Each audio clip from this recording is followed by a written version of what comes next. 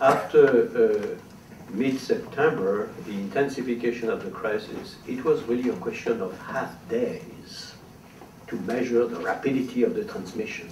And again, all over the world, all over the different sectors. That is something which I never had observed before. Jean-Claude Trichet, president of the European Central Bank, recently emphasized that the global financial crisis propelled him to collaborate with world leaders in support of global governance. It is extremely important that we have really a level playing field, that we have really at the global level the same rules being applied by all. This is very, very important in my understanding.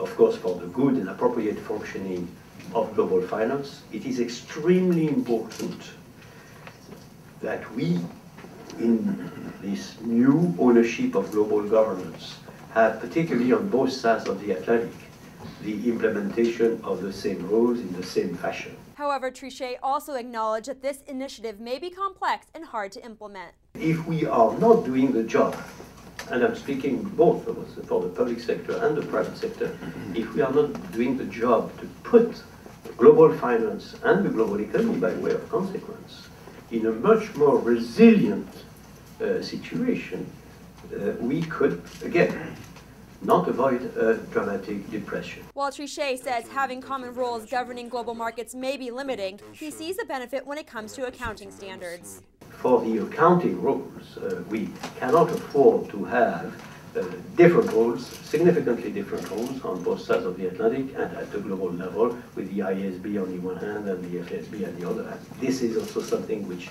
has to be fixed.